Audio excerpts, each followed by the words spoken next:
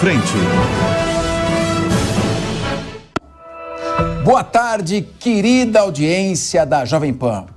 Como vocês já perceberam, eu não sou o professor Tiago Pavinato, que também não foi mandado embora, nem preso pela Polícia Federal. Foi apenas cumprir uma agenda acadêmica de aulas fora do Brasil, para quem pode, e volta a semana que vem, se Deus quiser e a justiça permitir. Eu sou o Fernando Capês, leitor da obra do Tiago Pavinato, Declaração Universal dos Direitos da Pessoa Humana Fora do Armário, com prefácio do Leandro Bernal. E esse aqui é mesmo, gente, pode acreditar, o nosso Linha de Frente, a mesma mesa de debates acalorados, algumas vezes até mais do que deveriam ser, e que vai servir de esquenta para as emoções do jogo da nossa seleção brasileira ainda hoje. Estarão conosco nesta quinta-feira, torcendo pelo Brasil, não só no futebol, mas em todos os sentidos, nosso querido Tomé Abduche, nosso deputado eleito, Rodolfo Maris, Coronel Telhada e Malta Jones. E sem mais gracejos e delongas, vamos logo pro que interessa, que comece o MMA. O ministro Alexandre de Moraes rejeitou ontem o pedido do PL para invalidar os votos registrados em cerca de 280 mil urnas, 60% do total, das urnas eletrônicas no segundo turno de votação.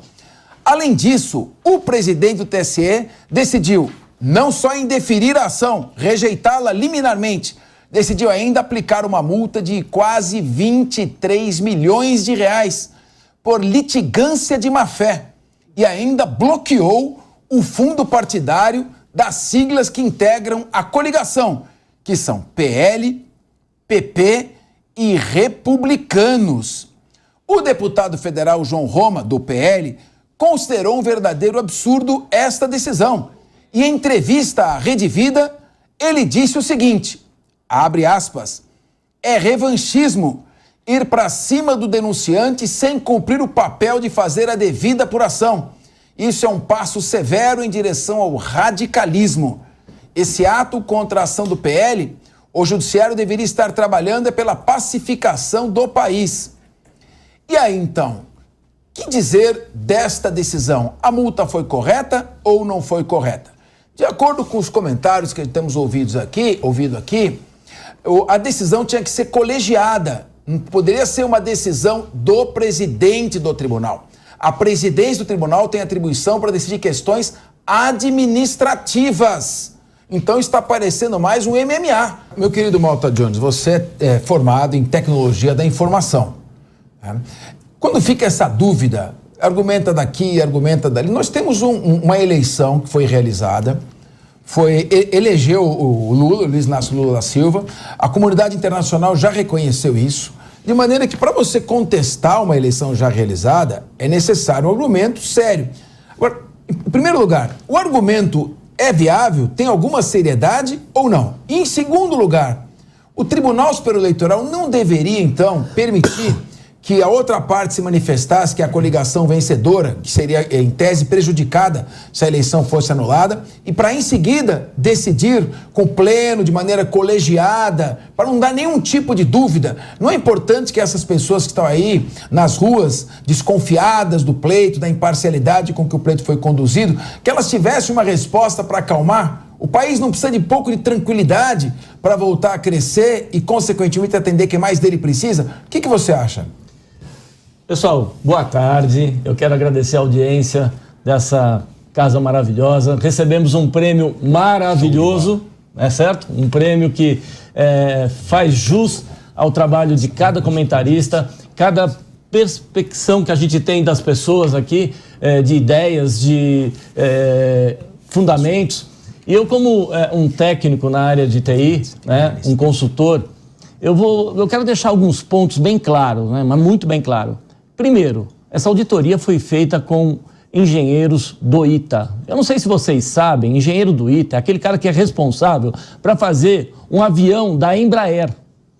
Então não é qualquer pessoa que está lá estudando o código-fonte, onde eu sou analista de sistema, desenvolvo sistemas há 37 anos, emissão de nota fiscal eletrônicas, ERP, né, que a gente elabora tudo, consultor de ISO, que vai poder dar uma baliza para dentro de uma empresa.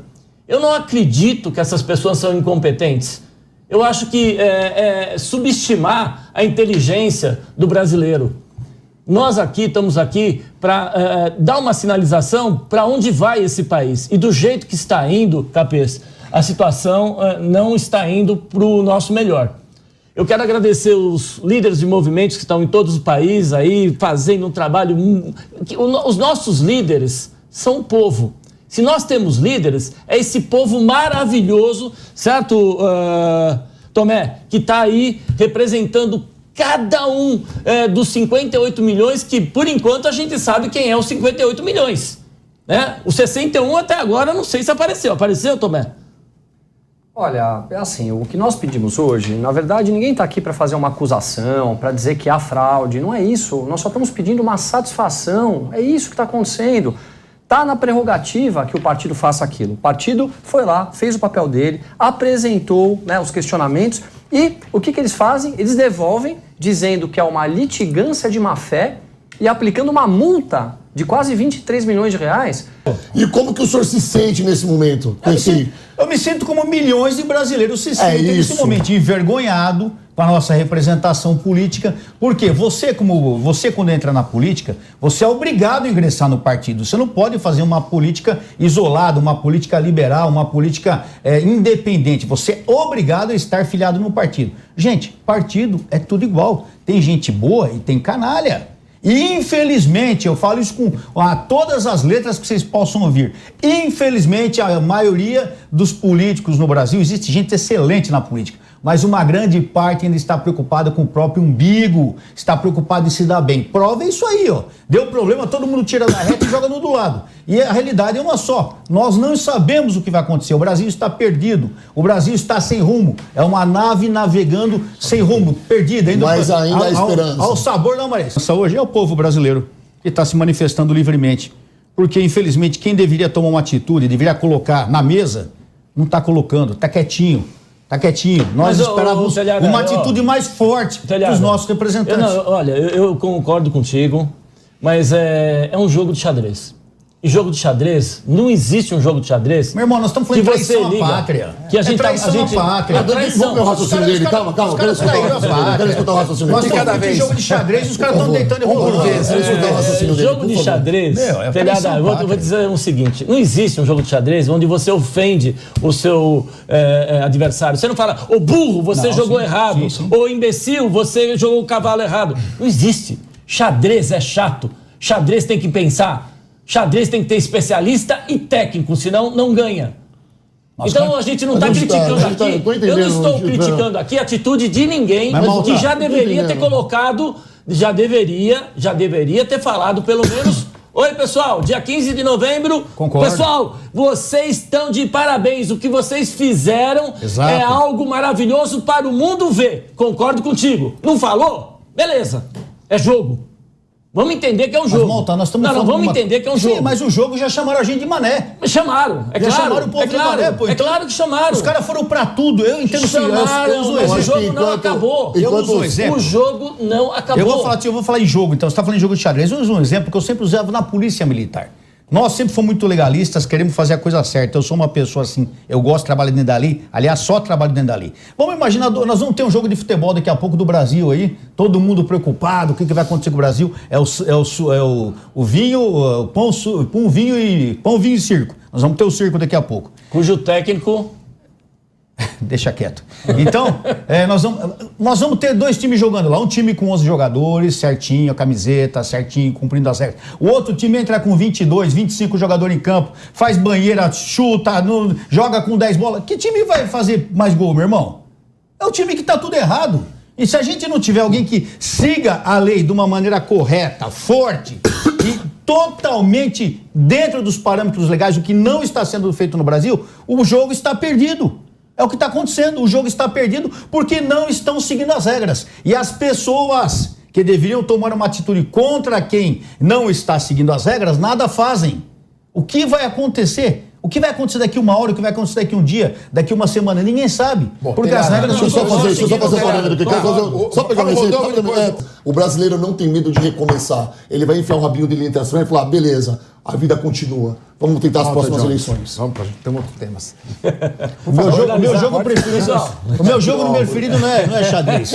O meu jogo preferido é tiro ao alvo. Que medo. Malta Jones, galera, por favor. eu tô sentindo falta do meu irmão aqui, Pavilão. Tô sentindo falta porque a gente é irreverente. Ó, eu quero só finalizar, eu como técnico na área de TI, né, eu quero deixar claro o seguinte. Não existe nenhuma máquina, nem mesmo esse celular, se não tiver um programa para que ele execute. Não existe.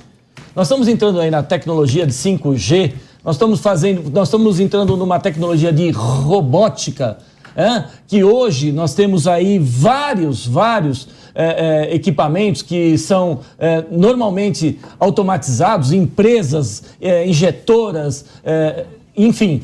Então o que eu quero dizer é o seguinte, as máquinas precisam de software. E esses softwares foram auditados por excelentes engenheiros do ITA. Eu acho que não pode se pegar um papel desse aqui, ó, onde o cara estudou e falar assim, ó, tá aí uma multa porque isso é uma falácia. Verdade. É isso aí. Eu finalizo com isso. Bom, eu sempre apliquei na minha vida, com a sabedoria que meu pai tentou me passar, a terceira lei de Newton. A terceira lei de Isaac Newton é: a toda ação corresponde uma reação de igual intensidade e em sentido contrário. Se você sabe qual é a consequência que terá, com o que você está lidando, qual o sistema que está em vigor, o mínimo que se espera é que, ao ingressar com uma ação, o partido tenha segurança técnica, não jurídica. A ação está muito bem proposta. A ação é perfeita do começo ao fim sob o aspecto jurídico. Mas, sob o aspecto técnico, tem que ter absoluta segurança. Agora, o que nós esperamos, em primeiro lugar, é que quem iniciou essa briga não entre de leão e sai correndo que nem uma franguinha assustada. Em segundo lugar, que os técnicos, aqui elogiados pelo Malta Jones, por mim também, deve ter um belo currículo, esclareçam, então, os contra-argumentos técnicos apresentados pelo TSE não prosperam? Ou será que foi tudo mesmo uma encenação? Uma comissão parlamentar de inquérito é instaurada para investigar fato determinado. Não existe CPI para investigar poder, para investigar órgão. CPI se instaura, repito, para um fato específico, determinado. Novamente, eu pergunto, queria ver a sua opinião. Essa CPI será o que parece? Por enquanto está parecendo que a ação do PL foi um outro traque, um outro factoide irresponsável, uma outra molecagem? Capês, eu acho que eu sou a pessoa que mais otimista aqui, sempre falei que a minha xícara sempre transborda. E o que eu quero que vocês que estão aí, que são privilegiados, que nos assistem, espectadores, eu acho que caiu a ficha desses 180 deputados que perceberam que o povo acordou. Porque se fosse em outra instância, não haveria 5 assinaturas. E já chegamos em 180. Então eu vejo que a pressão exercida... desculpa, pessoal. A cidadania exercida pelo povo está dando resultado. Tá certo? Então é um começo, é um start. Pô, maravilhoso. Eu acho que, Capês, é assim que a gente muda um país. Exercendo a cidadania, né? A gente pedindo para os nossos deputados exercer os nossos direitos, para a gente ter os nossos deveres. Então eu acredito que nós estamos indo no caminho certo. Vamos ver se realmente esse pessoal vai dar andamento. O povo vai estar aí fiscalizando, como ele já vem fiscalizando há 30 dias, né, nas ruas, que eu acho assim algo deplorável para o ser humano. Chega a ser humilhante. A gente exigir cidadania num país maravilhoso. É algo deplorável. E ainda ser xingado, ainda ter o elogio de ser chamado de mané. Isso pra gente é gado ainda, né, Tomé? A gente ainda gado, né? É tudo touro. Né? Agora, mané. É um desrespeito ao trabalhador, ao empresário que faz esse país crescer. A gente vê o pessoal, famílias na chuva, para mostrar cidadania, para mostrar o quanto ama este país. E os caras debochando, perdeu o mané.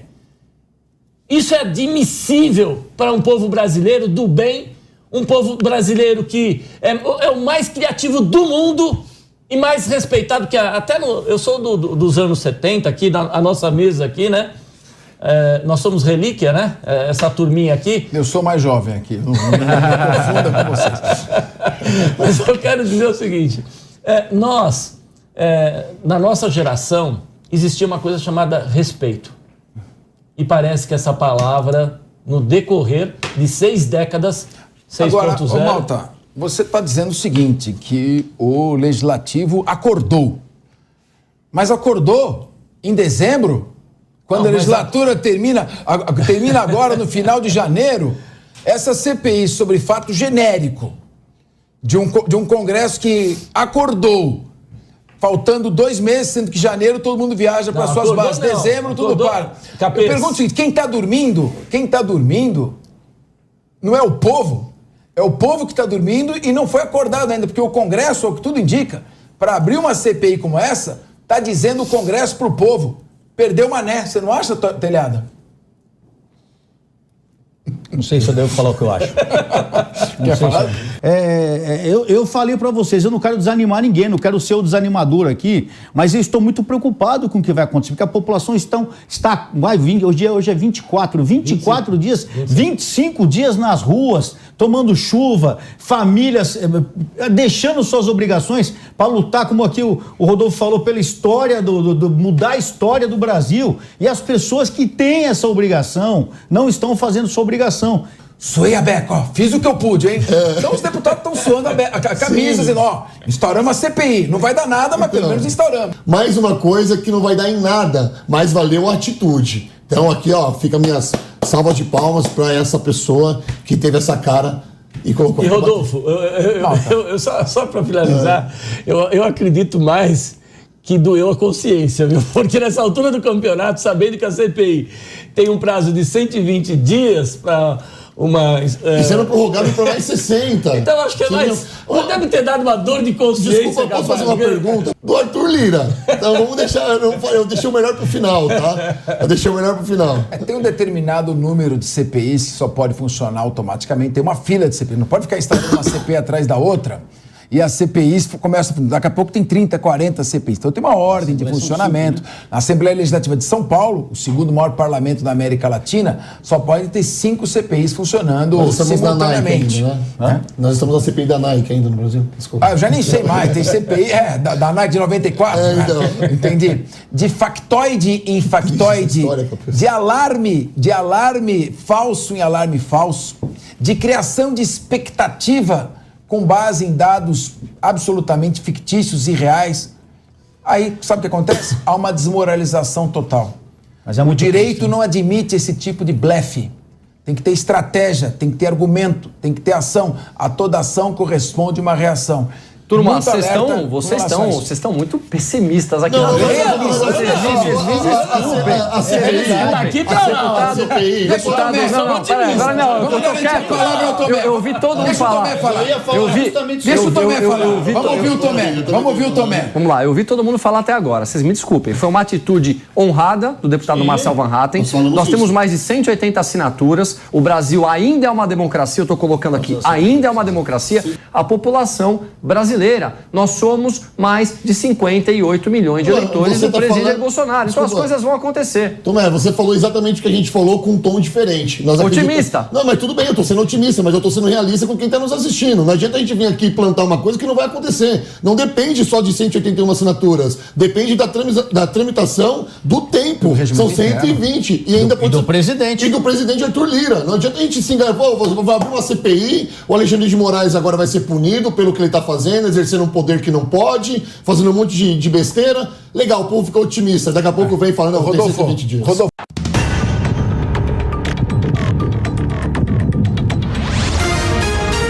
O jornalismo da Jovem Pan está presente em todos os acontecimentos. Os partidos devem fazer, então, as suas... O vai sentir no bolso esse reajuste das contas. Bombardeado em uma zona estritamente civil. Teria contribuído para a redução da violência nas ruas. Fique sabendo de tudo em primeira mão, só aqui, na Jovem Pan News. Eu, Bruno Meyer, trago o panorama mais completo de negócios da sua TV. Business, sábado às 3h, aqui na Jovem Pan News. O app News já é um sucesso e não para de crescer. Já são 320 mil downloads, 100 mil usuários ativos diariamente. As notícias de maior relevância estão disponíveis em 5 idiomas. E ainda você pode assistir a programação da Jovem Pan News ao vivo e em qualquer lugar do mundo. Baixe agora mesmo o app News na sua loja de aplicativos. É de graça. Malta Jones, qual a sua opinião? Pessoal, eu tenho que agradecer a nossa liderança, que essa liderança é maravilhosa. Ela é a liderança do povo brasileiro, que faz jus ao trabalho que está sendo feito, ao clamor nacional de pedir transparência. Eu estou dentro desses movimentos, eu sou a pessoa que recebe as informações de todos os estados, eu faço um trabalho de orientação. A gente tem, né, Tomé? O Tomé faz parte também, é um trabalho muito bacana. Enfim, então a ideia, nós aqui, é agradecer o povo por esse trabalho maravilhoso que está sendo feito em todo o país. E a gente não está pedindo nada além da transparência. Não, e não é só isso, Malta. Quando você fala, né, de participação, a nossa participação é para que as manifestações sejam democráticas. Isso é o mais importante de tudo, permitindo, como eu já disse, o direito de ir e vir, para que as pessoas não causem nenhum tipo de transtorno. Isso é democracia. Então é por isso que a gente participa, para manter, né, o equilíbrio no país, o respeito pelo país e simplesmente mostrando os nossos anseios. Então é muito delicada essa colocação quando a gente fala que a gente está participando. Não há orientação em manifestação, isso não existe. É uma manifestação totalmente orgânica, feita pela população brasileira, e nós temos que fazer o quê? Ter o cuidado para que elas permaneçam de maneira democrática, de tal forma que a gente possa preservar a democracia do Brasil. Então é só isso que nós estamos pedindo nas ruas. Não, querido perfeito, Rodolfo, por favor. Só concluindo, e eu acho perfeita essa colocação de liderança, que é o povo, e esse povo está simplesmente fazendo um trabalho muito bonito em Brasília, fazendo um turismo, está lá porque faz turismo, né? Estamos lá para poder conhecer Brasília, porque tem muita gente lá que não conhece, né? Nunca viu Brasília. Então, eu acho que a gente está fazendo um trabalho bacana nesse sentido. Meu querido Rodolfo, eu moro ali perto do Parque de Ibirapuera e vejo as manifestações aqui na cidade de São Paulo quando o pessoal está se deslocando ali para próximo da Assembleia Legislativa. E eu vejo aquelas senhorinhas, aquelas mulheres, aqueles senhores caminhando. Você concorda quando a imprensa ofende essas pessoas e chama essas senhoras, esses senhores de golpistas? O que é estranho, que não são só essas pessoas fazendo isso, né? Não são só a imprensa, não são só os estrelas. São os outros 63 milhões que não votaram no Jair Bolsonaro. São pessoas que estão chamando as pessoas que votaram no outro presidente, no outro candidato, no caso, de golpista. O povo brasileiro está se manifestando hoje, mas talvez não está faltando um comando, não está faltando uma voz, não falta não um incentivo para eles continuarem, mas saber para onde eles estão indo ou não. Olha, o que eu acho é o seguinte, eu concordo com os que os colegas colocaram aqui, concordo também que... Concordo com uma certa cautela, porque se nós tivéssemos um comando nessa movimentação, com certeza alguma atitude já teria ocorrido. Mas é preocupante, porque esse comando também, dependendo dessa atitude, ele poderia levar a uma situação até de violência, de perda do controle, uma guerra civil. Eu sempre digo em todas as minhas falas que eu estou muito preocupado com o que está acontecendo.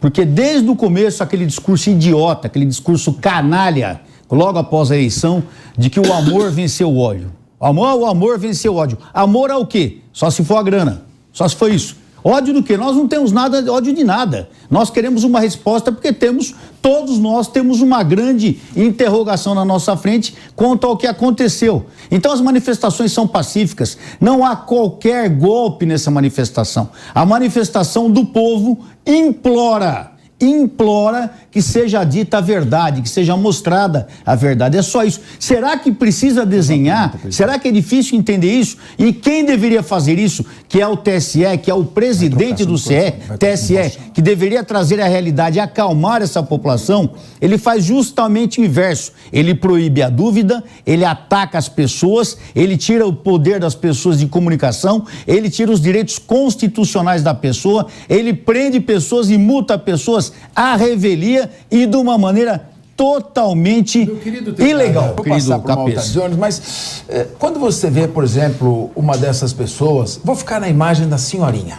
Ok. A senhorinha de camisa do Brasil, com a bandeira do Brasil envolta no seu corpo, aí ela é assaltada, vamos usar a expressão humilhante, aponta uma arma de fogo e leva o celular. Porque, na verdade, quando a gente elogia o humilhante que rouba o celular e chama a senhorinha vítima de golpista, você acha que é uma inversão de valores, meu querido Telhado? Imagina. É brincadeira, né, gente? Eu não sei, eu tenho 61 anos. Eu não sei se eu tô ficando louco ou as coisas estão loucas. Porque o errado passou certo e o certo passou a ser errado. Eu não sei, o que nós estamos esperando pro futuro do nosso Brasil? É aquilo que a gente viu em todas as mídias aí. Como é que eu vou dizer pro meu filho? Meu filho não, que meu filho já é um homem de 36 anos, capitão da polícia, deputado eleito junto com o Tomé, vai trabalhar com ele. Mas como é que eu vou dizer aos meus netos, a minha neta Laura, ao João Paulo, ao Zé Pedro e ao Cássio, como eu vou dizer aos meus netos que compensa ser honesto? Que roubar é errado. Como é que eu vou dizer isso depois de tudo que está acontecendo? É difícil, né? Mas, meu querido Telhado... Pois não, querido querido coronel Telhado, eu que não tenho 61 anos... Está chegando lá. Não chamo Nabucodonosor, nem moro em Niterói. Queria ouvir aqui o nosso Malta Jones. Pessoal, eu vou levar essa questão para um lado simples, né? Vocês imaginam que nós estamos num barco, tá certo? E esse barco, ele está cheio de remadores, né? E todos especialistas no seu remo. E todo mundo começa a remar sem uma direção. E isso está acontecendo com o Brasil. O que está faltando é simplesmente ter alguém, né, que coloca na mesa e fala, pessoal, é para frente que a gente vai. Tudo bem. Então, é assim, enquanto tiver rodando, todo mundo remando, todo mundo achando a solução mais maravilhosa que esse país imagina ter, nós vamos ficar aqui parados. Eu digo uma coisa importante, a diferença entre o socialista e os conservadores, eu vou ser bem didático. Se na casa de um socialista tiver uma árvore, no dia seguinte eles falam árvore sumiu. No dia seguinte eles falam Celso Daniel, sumiu. No dia seguinte eles falam pneu na Anchieta, tá lá pegando fogo. A diferença da nossa turma, né, é o seguinte, a árvore está lá. E aí a gente começa a questionar numa mesa, pessoal, vamos cortar com o quê? Com gilete? Com machado? Com tesoura? Mas e se ela cair para o lado direito? E se ela cair para o lado esquerdo? A árvore não sai do lugar. Essa é a diferença de voz de comando. Então, Capês... Eu acho que agora, daqui a pouco, vão te acusar de crime ambiental. Você então, vamos passar logo... É o que faltava. Só falta isso. Mas como recordar é viver, vamos passar para o próximo tema. Altieres Barbieri, né? O ex-governador do Rio de Janeiro, Sérgio Cabral, desmaiou na cela. Se tá ruim... não, pera, Veja bem, lembre-se que se está ruim, sempre pode piorar. Desmaiou na cela, onde se encontra preso desde 2016, após saber do pedido de prisão do filho, José Eduardo Cabral.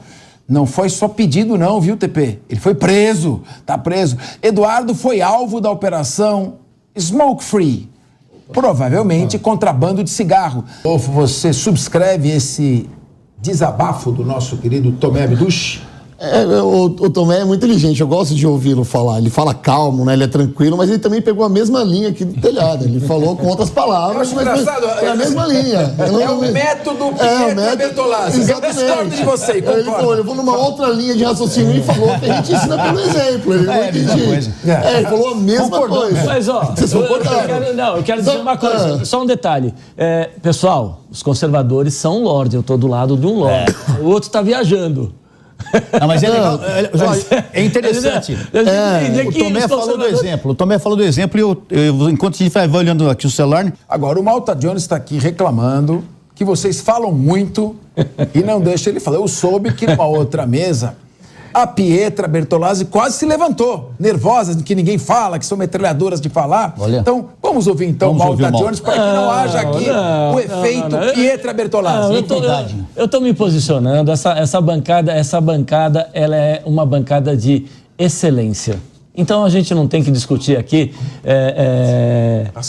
o assunto, né? As pessoas são maravilhosas. O que eu quero dizer, que eu acho que é relevante, que não apareceu mais, o Sérgio Cabral. Você lembra como é que mostravam a cadeia? Você lembra? Sim. Será que ele ainda tem aquelas mordomias? Será que quando ele desmaiou, ele estava no tapete, no SPAR? Será? Ninguém mostra, a gente não sabe. Então eu deixo aqui essa situação. E em relação ao filho, a gente tem que entender que nós, nessa nossa geração, nós tivemos uma educação fantástica. Os nossos pais, só de olhar para nós, a gente já sabia o que ele queria dizer. Muitas vezes a gente ia na casa dos avós, né? E lá a gente não podia fazer nada e a gente sentava quietinho, até para pedir água, a gente tinha que olhar para o pai e o pai falar, pode ir lá. Então aqui eu deixo essa situação e isso daí não é nem militarismo, nada disso, isso é educação, né? Eu acho que a gente tem que ter limites, a gente também tem que saber falar nãos, porque hoje a gente vê os filhos todos, né, fazem o que quer, tem o que, sabe, não conquista nada, e eu acho que nesse sentido a gente precisa melhorar muito. A educação, aliás, a educação desse país, né, se perdeu ao longo da comunicação, né?